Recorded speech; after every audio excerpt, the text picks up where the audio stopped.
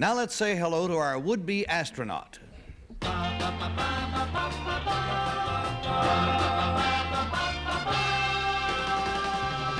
Number 1, what is your name, please? My name is Kathleen Quaiser. Number 2. My name is Kathleen Quaiser. Number 3. My name is Kathleen Quaiser. And here is the space-age story of Kathleen Quaiser. She says, I, Kathleen Quaiser, have proved that women are fit for duty in space.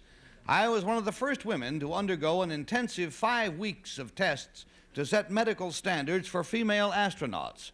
Some of the tests were the ones undergone by the male astronauts, including exposure to gravitational forces to simulate the re-entry from orbit, and 2 weeks of total bed rest to simulate weightlessness. Some of us had to remain horizontal at all times, except during meals when we were allowed to raise up on one elbow. Incidentally, our diet was strictly controlled. We were denied such items as vanilla, bananas, pineapple, coffee, and tea.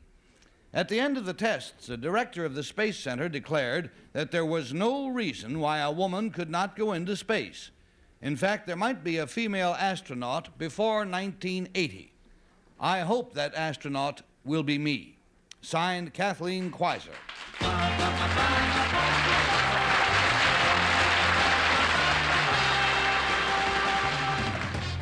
And we'll begin with our authority on space flight and jazz like that, Bill Cullen. Kathleen, number 3, where were you chosen from? I was chosen from the flight nurses. Number 2, does that also apply to you? Yes, at Nellis Air Force Base. And number 1, get that over with in the beginning. Yes, sir. Oh, okay. Number 3, you were denied certain items of food. For instance, vanilla, bananas, pineapple. Why those particular items of food were you denied? Well, the stimulants for obvious reasons, and the others because earlier tests had shown that they affected the results of the endocrine test. Number 1, the food that you were permitted to eat, did you consume that food as the astronauts did from tubes and in dehydrated condition and things like that? Or No, we didn't. You ate normal, Yes. in a normal way. Just number 2, did you do anything while you're in this horizontal position all this time? Did they break that for exercise or something? Because they say the muscles can atrophy if you lie dormant. Actually, I wasn't one of the people that was horizontal. There were 12 of us, and 8 were actually confined to the bed. I was just confined to rooms. Did they have, number 1, were there other categories like vertical in addition to horizontal or something like that? Well, there were 4 what they called ambulatory controls. Did you, number 3, at any time? Whoops, Bill, thank you. We're going to Peggy. Number 1, what do vanilla, bananas, and pineapple do to your endocrine glands? I really don't know. Oh, but they must do something if they won't let you have them. I mean, they Well, said you were denied vanilla, bananas, and pineapple. I think it just alters, perhaps gives a false reading on Well, I particular personally, from this, am tests. through with vanilla, bananas, and pineapple. If they're not good enough for the astronauts, they're not good enough for me. Now, number 2, weren't you bored? Oh, you didn't have to lie down for 2 weeks. Number 3, weren't you bored to death lying down for 2 whole weeks? What did you do for amusement? I was ambulatory, and I did a lot of needlepoint, and yes, I was pretty bored. Well, they said that you could only get up on one elbow, number 1. So that's not being ambulatory. What did those girls do that could only get up on one elbow? To amuse themselves. They couldn't even read a book. Well, They yes, put you the can. TV on the ceiling? Well, they had prism glasses that you could use, you could lie flat and read a book. We had televisions. Oh, that's okay then. Number 2, in the 5 weeks during this terrible stuff, did you lose any weight? I'm sorry about that. We're going to go to Orson Bean. I want to go on record as being in favor of sending female astronauts up in a crew, especially on those long voyages to Jupiter. I think it would be invaluable. Stop it. All right. Well, those guys are up there for 3 months now. Number 2, I want to go into the sociological manifestations. Suppose you were sent up with a crew with 2 other guys that were of the male gender, a euphemism for sex. Number 2, can you envisage any problems? You can, you dirty thing. No, I think it would be... Number 2, in your own words. No, I don't. I think it would be swell, number 2, yes. Number 3, but here in New York City, there are lady cops, a lady cop and a man cop sharing a patrol car, and the wives are raising Cain about that. Do you envisage any problem, number 3? I can conceive that it would happen, yes. Yes, well, number one, it's worth the trouble anyway, right? You don't care, right? A fine, healthy girl like you, sparkle in your eyes, rosy cheeks, no? In your own words. Kitty Carlisle. Well, number one, there's a great deal of emphasis on physical fitness in this. Surely there are other qualifications needed besides physical fitness to be a lady astronaut. Number one. Well, that was the whole purpose of the test. Just You see, physical fitness?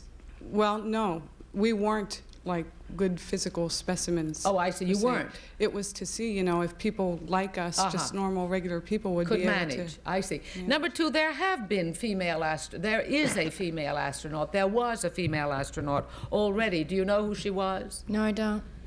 Do you know number three? The Russian, no. And you don't know her name? No.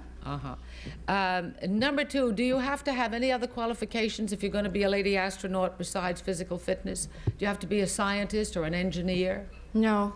What would you do up there then? Just entertain the fellas, as Orson suggested, in his terrible way? No, certainly.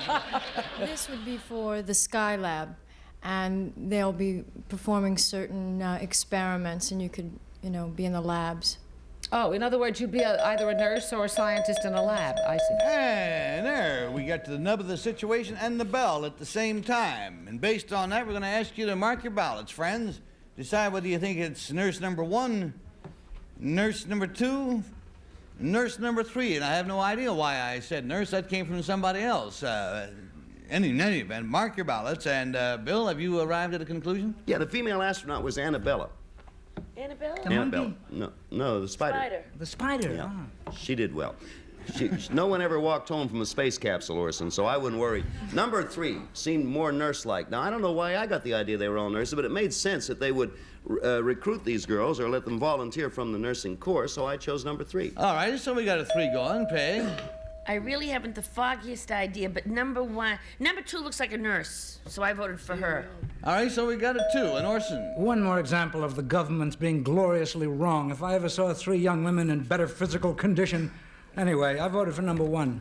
It's all spread across the front there. And Kitty, how are you going to go? Well, number one said that they were just choosing ordinary girls, which made sense, you know, not physically, who weren't all that physically qualified. And number 2 looks like a nurse. It's quite true, but I had to vote for number 3 because she knew about Madame Valentina Tereshkova, the first lady astronaut.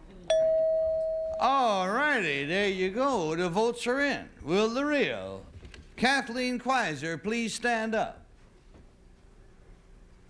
Hey, Kathleen.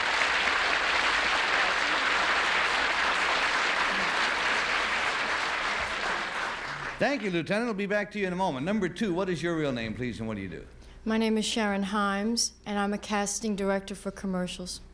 Oh, hey there. You ever need anybody for the suppose account? I hope you'll keep me in mind. Number 3, what is your real name, please, and what do you My name is Ann Kelly. I'm features researcher at Harper's Bazaar.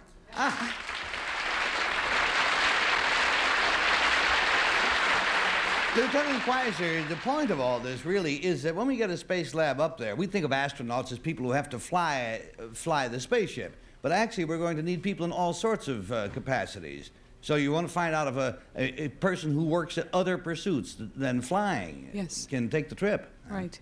Fascinating. Thank you very much, Kathleen, Lieutenant, ladies.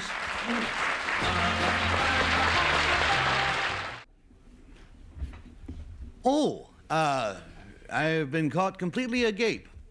If you have anything to say to one another, now's a good time to say it, because I have nothing to say to you. Except good night, panel? Good night, panel.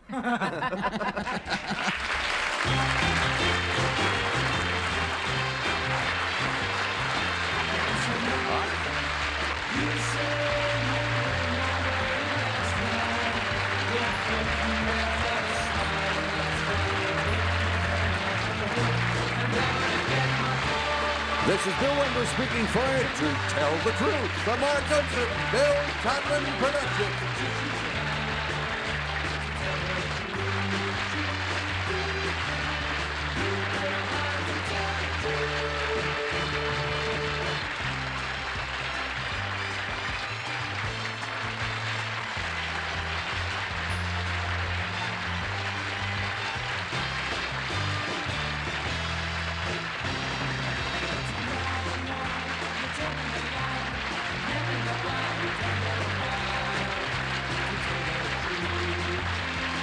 You don't know how to tell the truth.